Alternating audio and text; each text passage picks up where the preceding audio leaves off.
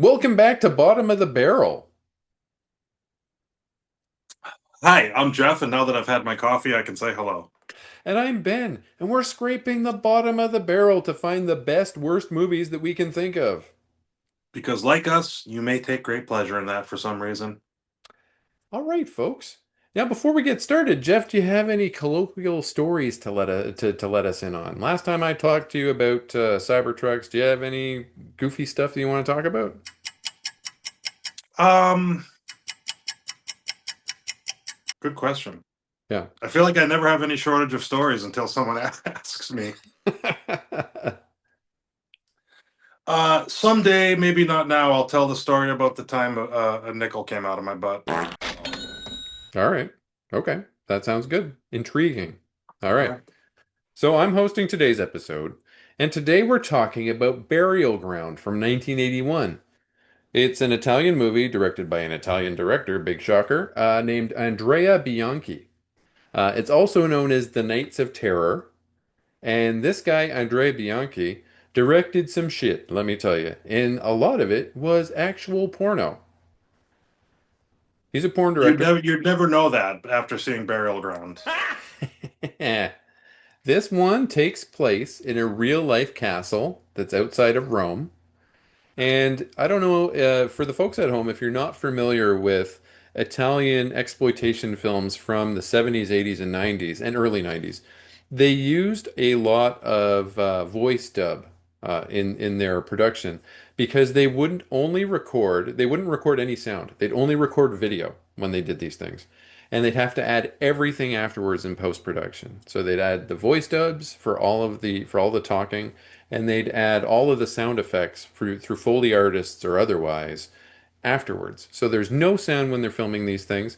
And the reason why they did that is because that would allow them to have international casts. So you could have like Alice Cooper alongside a bunch of Spanish people and like three Italian guys or something like that.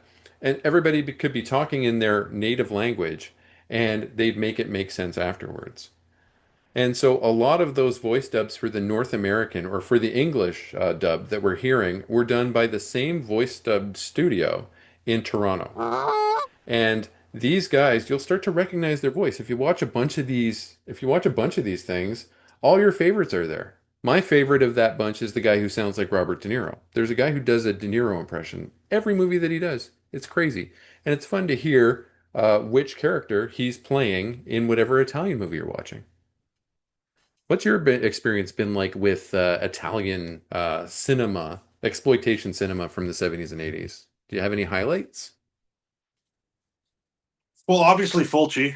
Yeah, Fulci, for I sure. mean, the Beyond was a life-changing experience seeing that for the first time. Hmm. New York Ripper's right up there too. Yeah. And I'm in the strange camp of people. I actually prefer later Argento, Okay.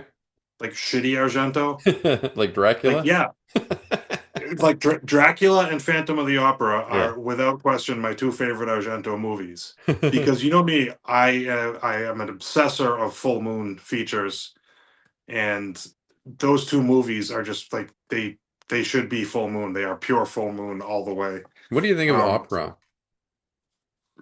Opera's great, but you know me, I like shit. It's too Yeah. good. Yeah, that's true. Me, That's true. I love it. I love good horror movies too, but I only love bad something ones. about the bad ones. They just pull me right in. All right, so we might as well get started with the story of this one. This one starts off in a manor. So, as I mentioned, it's like a real life castle outside of Rome. This castle belongs to some guy. Okay. We don't need to see this guy very long. We see his wife and his son Michael appear soon, and we'll talk about them real soon. But in underneath this manor is a burial ground, the titular burial ground. And he's hired an archaeologist to go and excavate that burial ground and look for something down there. I don't know what the they're looking for. I think they're looking for artifacts. I'm not sure. This guy seems to be doing some sort of um, digging into the civilization that was there before, but they can't have been there for that long. But whatever it is that this guy's doing down there, he's disturbed the undead because some very dirty crusty ass zombies approach him while he's just standing there and they eat his ass. Oh, yeah, he reads from some book Yeah. and then makes this proclamation that's something like, I'm the only one who knows the secret. And and he, then yeah, he goes down there and does his thing, and then I'm gonna do what he did if I ever get attacked by zombies, yeah, where I'm gonna say, "No, I'm your friend." Stand back! I'm your friend! yeah. And they eat him And anyway. Imagine that. they don't care. Zombies are mercenary. Zombies don't even care. So forget all that now, okay? He was hired to explore those ruins underneath on the rich guy's property. Forget him for now, because now a bunch of cars are driving towards this manor with some smooth jazz playing in the background. Really kind of smooth, jazzy beat.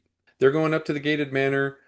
Now, the people that we're going to see here, there's uh, there's two couples that are arriving, and then a mother and son. And they are the wife and son of the guy that owns the property. And this son, his name is Michael. And I'm sure anybody who's watching this movie who knows anything about this movie, or anybody who's watching this video knows anything about this movie, knows about Michael. Michael was actually portrayed by an actor named Peter Bark, who was 25 at the time of filming this movie. And he's supposed to be playing like a 10-year-old. The reason why they did this is because there are Italian laws against having kids in sexual or violent situations, and we'll learn more about that later with young Michael. But Peter Bark is very obviously not a child, and the second that I saw him on the screen when I watched this movie for the very first time, I knew this movie was for me because he doesn't look like a kid. What do you think of him? I wonder if he knows. I don't know if he's still alive or not, I'm not but I sure. wonder if he knows he has the absolute most memorable face ever in a horror movie. When he opens his eyes in the bed, Oh yeah. I mean, that is just. I actually have a magnet of that on my fridge. Oh, do you? Speaking of that, that's something that comes up very soon. This kid is Michael. He is not too pleased to be in this place. He doesn't like it. I would imagine maybe this is their first time being in this new home. Maybe it's a new home. I'm not sure. I don't know why he wouldn't have been here before, considering it's his father that owns it.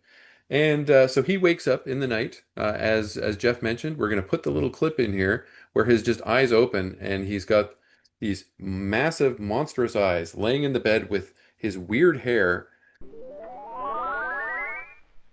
And he gets up in the bed. He wants to go find his mom. Okay? His mom is getting plugged old school by some dude in bed, and he just walks right in on it. As is just about everyone else staying at the house. Yeah, everyone is getting laid tonight in this As house. soon as they got Yeah, there, they yeah. all started. It's wild. And I wasn't sure if the guy who was Michael's mom was the dad or not. I couldn't figure out who it was. Was it the butler? It wasn't one of the guys from the other couples because they were already getting laid. It Who was was just a doing guy the with a great mustache. Yeah, who was doing the banging? I don't know. But I'll tell you one thing. Um, she yells at Michael after he walks in on her getting railed old school, and she just stands there nude for a little while and berates him. And that's not going to cause a complex, right? No. And especially when he comes in and she grabs like a shirt or a blanket to cover herself up, Yeah, but she doesn't lift it up all the way. yeah. She just kind of holds She it. keep she keeps them boobies fully exposed, and Oh Yeah, my. she covers her cooter, but yeah. yeah, Well, things. I mean, it's Italy. Things are yeah, different there. yeah. That's true. That is true. One of the women and one of the other couples that have arrived, who are about to get it on, found some old lingerie sitting around, just sitting there for God knows who, how long, God knows who it belonged to, and she decides to put it on. That's absolutely wild. As one does. Yeah. Yeah. Well, I mean, yeah. If I find a banana hammock laying around when I'm excavating, uh, what's his face, Wintergreen's house, Winter Garden, Winter, Yeah. the guy from Boarding House, I'm definitely going to put that shit on. I would say the same, but I'm at wearing one already at all times. Got to get ready for those bat shots, right? Exactly. The woman in the third couple is a psychic sensitive, and she's not actually getting laid because she's too nervous because this place is really tweaking her sense that something bad is going to happen. We've got to get out of here, please. So her partner is blue-balled by this because she's too busy being nervous, and she's right because then a whole pile of zombies start coming out of the ruins, just like a pile of them. So I appreciate that it happened so quickly. yeah, Like, how many old zombie movies have you seen where nothing happens for yeah, like half hour, 45 minutes? yeah, But Burial Ground, oh, they bring it right to you. yeah. And these are some of the coolest looking zombies I've ever seen. Are you sure? Absolutely. I love the zombie makeup, mask, whatever. I don't know. I love the way they did the zombies in this Some of movie. them are really cool, but I really think that they ran out of money at some point because when you see a lot of them on the screen, some of them are just guys. Some of them aren't even wearing Yeah, anything. Some of them are just that guys in is a dirty fact. clothes. There Mhm. is one guy, if you're an eagle-eyed viewer, and I'm going to try and find it to put in the clip on here, there's one guy wearing a Frankenstein mask. No shit. I did Yep, not notice that. there absolutely is a guy wearing a Frankenstein mask. He Oh, is I one of gotta the see that. zombies. Yep. Deal with it, nerds.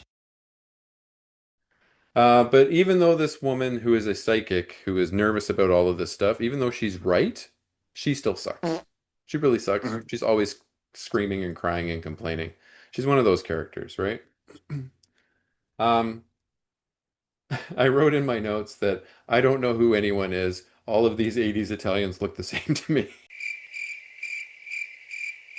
Yeah, which I think might be that might be slightly racist, and I apologize. I'm half Italian, so you're good. Okay. Mamma All right. mia! Well, everyone in so there's the next day after everyone was having sex at night, a few of the couples decide to go out and have sex outside because they've had sex inside. Now they go to have sex outside. So while the everyone else is in the grass, the zombies are on their way to the house, and Michael and his parents are hanging out in the tomb vault where the archaeologist has displayed all of the spoils of his research, and they're practicing shooting a gun at the things that the treasures that they found underneath the house. Licorice. Because like once you've found it, what else are you gonna do, right? You've got all your use out of it. The exciting part is the finding. Now you Yeah, might as well destroy it. might as well blow it up. Yeah, might as well blow it up. So Michael and his parents are hanging out in the tomb vault shooting stuff. The zombies, I wrote the zombies look like shit, real shit, shitty shit. But you like them, so that's okay. The younger couple with the blonde lady that thinks that everyone is doomed are interrupted by a very slow zombie that they just sit there and look at for a few minutes. He's coming at them real slow. They're just sitting looking at him going like that. I think I probably would do that too if I saw a zombie right away, especially one that looked like it was caked in turds. Hey, Stinky! Yeah, I mean, I might try to be friends with. Like I said, I would tell him, hey, I'm your friend. Well, we saw how 50-50 well that chance. works out. Well, 50-50 chance. You never know. Until another one comes around the corner and then they're spurred into action. Because one zombie's okay, but two, that's a bridge too far. Yeah. Hello there. They go for a run, and the blonde lady gets stuck in a bear trap. And I don't know why there's a bear trap there. I think they're on an island. Where are the bears coming from? I was hoping you were going to bring that up. Yeah, they're stuck in a bear trap. And no, are there bears in Italy? Italian bears? Boy, oh boy. I don't know. I mean, there's mountainous, forested areas. I don't see why there couldn't be. Mamma mia. Yeah, there's no reason why not. She's stuck in this bear trap forever. And her partner is really trying to pry that thing open, and he just keeps failing over and over and over again. And every time he fails, this thing just snaps closed again on her ankle. Her ankle is mashed potatoes by now in real life. If it keeps closing like that with that spike on it, it's mashed potatoes. When they do finally get it open, though, she's got kind of a bruise on there. It's all good. Um, we're 20 minutes into this movie. We're only 20 minutes in at this point, and it's already Zombie City out there. There's zombies everywhere. Look at all the zombies. The other couple finds the two. They find the blonde lady, the psychic lady, and her husband, partner, whatever. And he went with the strength of both of the guys. They're able to get that bear trap open. Her ankle is injured, but it's mainly just bruised, so she's walking funny, but that's about it. You know, these guys figure out the Romero rule though, which is important. And what's the Romero rule? Shoot it in the head. Exactly. You got to destroy that brain. If you destroy the zombie's brain, you kill the zombie. Now, while this is all going on, while all these people who are fornicating outside are attacked by these zombies and they're finding their way out of trouble, Michael's father and mother are looking at some nonsense in the gallery, and Michael joins them. So Michael's with them now, and then they're attacked by zombies, and again, slowly. The zombies are coming out real slow. The first person to get eaten in this movie, besides the archaeologist, who doesn't matter, is Michael's father, who just stands there shooting his gun at the zombies until they eat him. Just shooting at legs, shooting at trunks, shooting at everything that you can shoot at, but not moving, which is crazy. And these guts, they pull out his guts, Mhm. like they do in a lot of zombie movies. And the guts in Italian cinema in the 80s and the 70s are just so greasy and grimy, and I love them. Yep. So the guts that they pull out of this guy they're just great.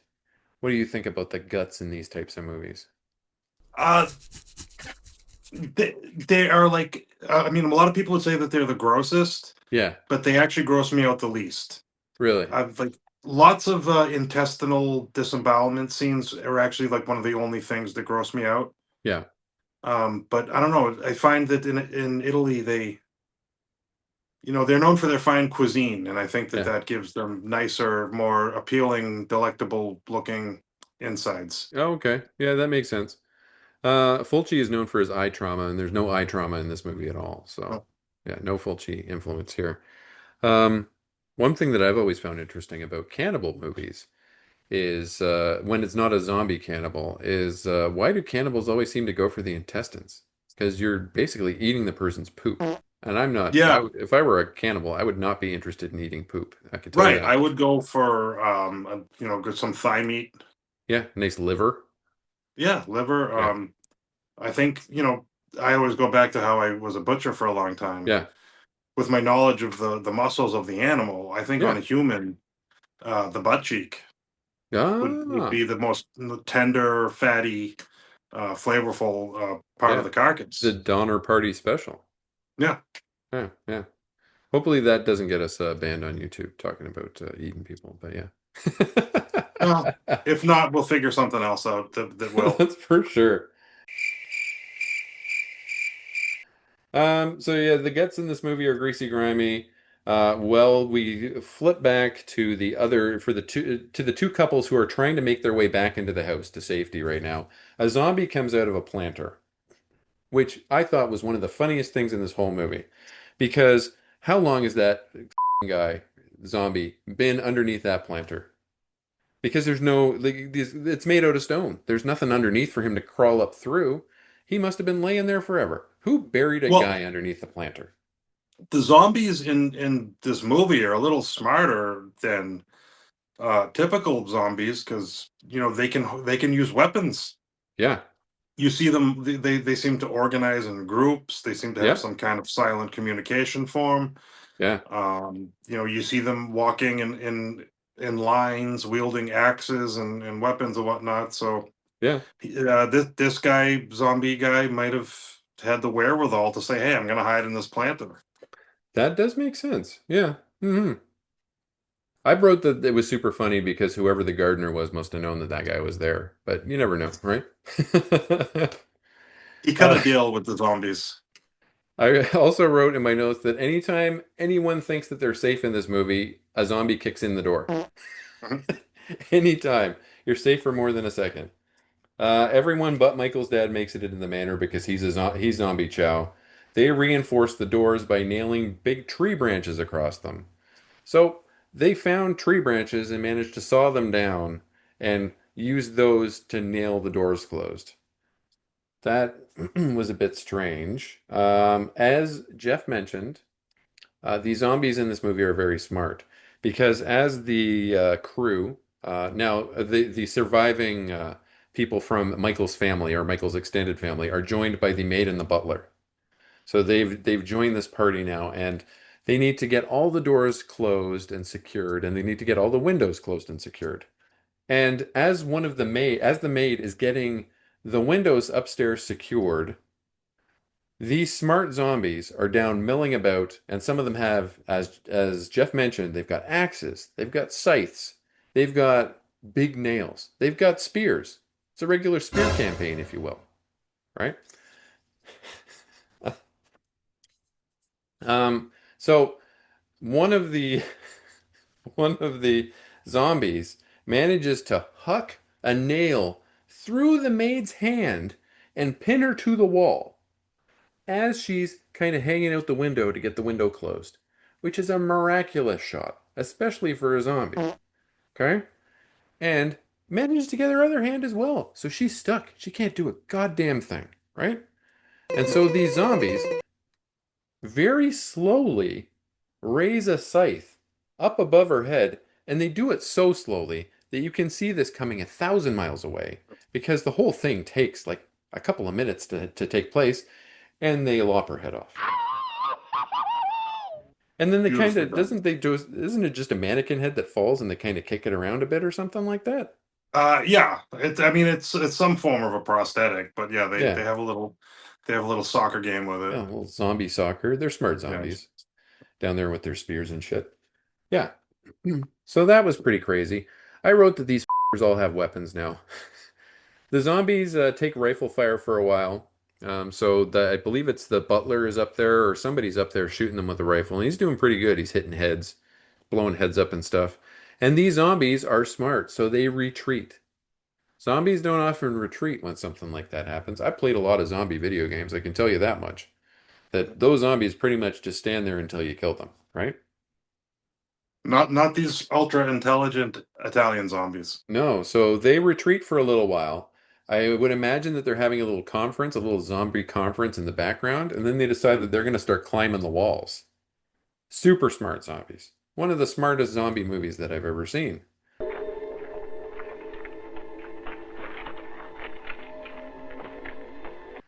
The lady that put on the lingerie at the beginning of the film, who was, wearing old strange lingerie, she gets her head pulled through jagged glass by some of the zombies. And it's one of those 80s Italian effects that looks so shitty and wonderful at the same time.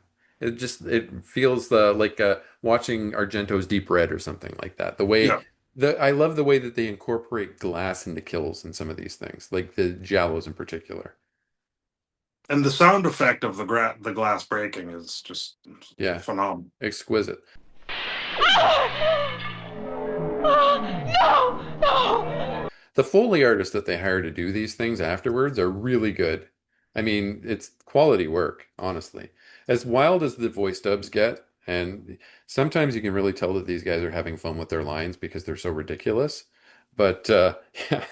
So lingerie lady gets her head pulled through the jagged glass. The blonde lady, the psychic lady, tries to hold off a tide of zombies. Like we're talking a bunch of zombies with one spear.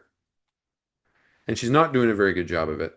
No, How are you going to stab a head? More than one head, for example. But she's in I, luck. Sorry? I go for the. I think if you go for the Poke, eyes, Yeah, poke, you can pull it poke, out real easy poke. and jab probably. again. Yeah, you could probably do that. But she wasn't thinking about any of that stuff because she was hysterical at the time. Because that's what this lady does.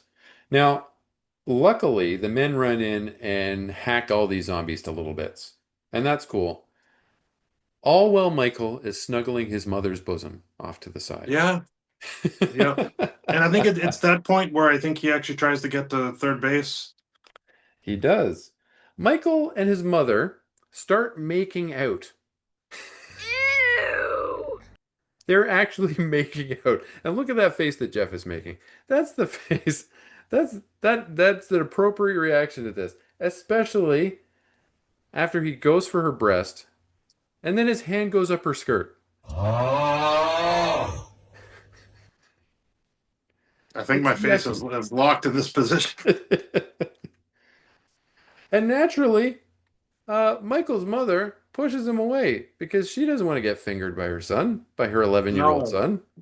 no. And and he gets so upset and he runs away. What's wrong? I'm your son. Michael! Because Mama, you used to love it when I did this. I used to love it when I did this. I used to love it when I fingered you, Mama. When I was a little baby. Yeah. So, yeah. I also wrote down that Peter Bark is wearing mom jeans and they're way too high up. I was trying to figure that out if he was like wearing like yeah, they were very high waisted, but I was wondering if they were like boys pants or I I think they don't were know. mom jeans. I thought they had room for the gunt in the front, right? Oh, maybe. Oh boy. So the lingerie lady whose head was pulled through the window is now a zombie.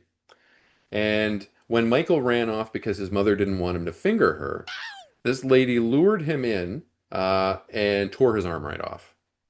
And it's a wonderful effect in the respect that Peter Bark is just laying on the floor, just kind of with his arm out of, like laying kind of on his arm. So it looks like he has no arm, and it looks really stupid. Yeah, I love when they go as far as to have an amputation scene and then they don't position the actor right so you can't see the arm visible in under the shirt. Mama is so mad when she finds out about this that she smashes this lady's head open, like completely open, and her brain is broken. Like at this point, she loses her mind because her son, her little pervert son, is dead. Yeah. Meanwhile, outside, the zombies have crafted a battering ram out of something, and they're battering down the doors.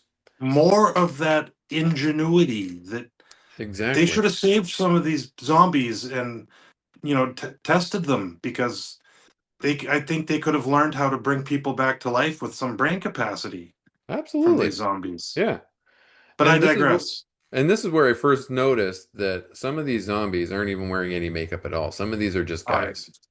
They're yeah. holding the battering ram. They're like, "Hey, look at me back here." These might be the cleverest guys at all of all because they might be humans that are Mhm. just pretending to be zombies to fit in, Yeah. so they don't get eaten, which is smart when you think about it. Um, some of these, I wrote that some of these zombies are just regular ass guys. Uh, they find a monastery full of monks on the side.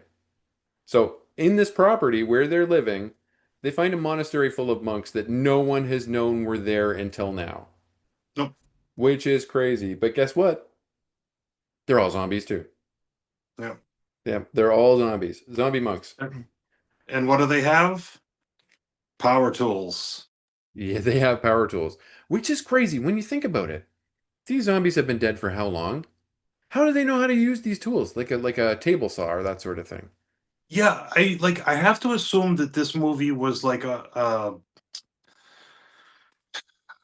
an imitation of like, the Tombs of the Blind Dead. Okay. These were probably like Knights Templar zombies, Yeah. who've been dead since long before the invention of the power tool. Yeah. Yeah. So how do they know how to use them? That's fine. Whatever, right? Makes for a good show. Yeah. Um, as we discovered that this monastery full of monks are zombies, zombie Michael arrives on the scene. And zombie Michael wants to breastfeed. He wants to nurse. And Mama's brain is broken at this point in time, so she lets him. She gives him some boob and he Yeah. bites the nipple right off. Yeah, we're gonna show that clip, right? I'll show it. You know what I'll do? I'll put a great big GIF of a PNG of a melon over it. And so you can all imagine what's happening. Oh, Okay? I have an idea. I can. Yeah.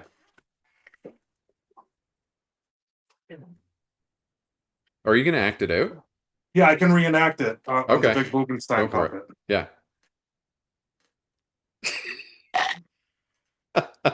Yeah. He did it. So that's what happens, okay? Except it's that little freak Michael, not Jeff. And it's Mama, not Big Boobens, not Adelaide from Big Boobenstein. Okay? All right. So he bites that off. The lady that played the mother thought this was so stupid that she couldn't stop laughing because she's laughing as it happens. Mhm. They didn't cut that part out. It's very funny. I'll try and put that part. I don't know if I can. I will try and show what I can so you can see this woman laughing as it's happening because it's so silly.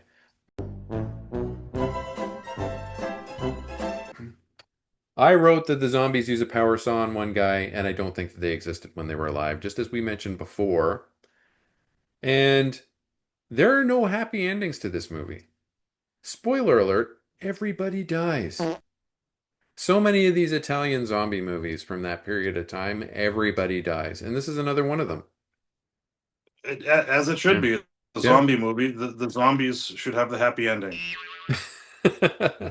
Michael got the happy ending. He got something. This ends with some nonsense ass quote from a prophecy of the Black Spider, and they spelled prophecy wrong, which I thought was hilarious. They spelled it Profesey. So I Oh, I think they didn't were even just notice that. they were going phonetically, I guess, which is pretty Yeah. funny. Yeah, so that's what this movie's all about. This might be a bit of a shorter episode, but this movie is pretty much just all action with zombies for the most part, and Peter Burke acting like a little freak. Yeah, I didn't think that this would go too long because there's so much about them, like this movie, that you can't really describe for too long. Yeah, it's pretty weird. I wonder if Peter Burke got all chubbed up when he did that one scene. Ooh la la. I mean, thinking about it realistically, Yeah, the actress was a very beautiful woman. yeah, He was a man of age yeah, who got to stick his face in her bosom. yeah, I mean, and why not? yeah, and crawl up her skirt too. Yeah. Yeah, weird. All right, well, Jeff, what do you think about this movie overall? Oh, okay. I think I said, I don't know if I said this before or after we started recording. I first saw it when I was like 19 on VHS from my brother's collection, and it mind blowing. Loved everything about it. Loved that it made me cringe. Loved that it made me laugh. Loved that the plot was incomprehensible and there are so many anachronisms and things that made no sense.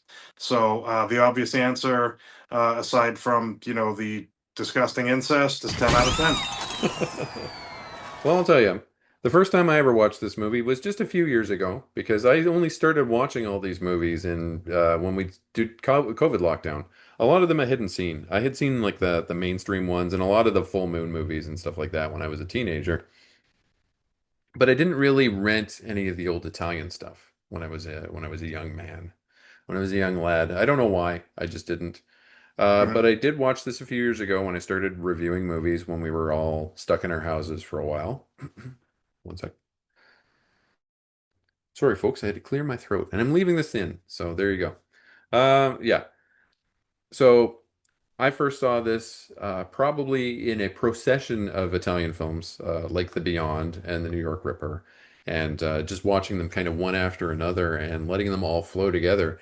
And this one, the second I saw Peter Bark on the screen, the second when he did that scene that you're talking about that you've got a magnet of on your fridge that we're going to put in this, where his eyes blink awake in the middle of the night, I knew that this was the movie for me.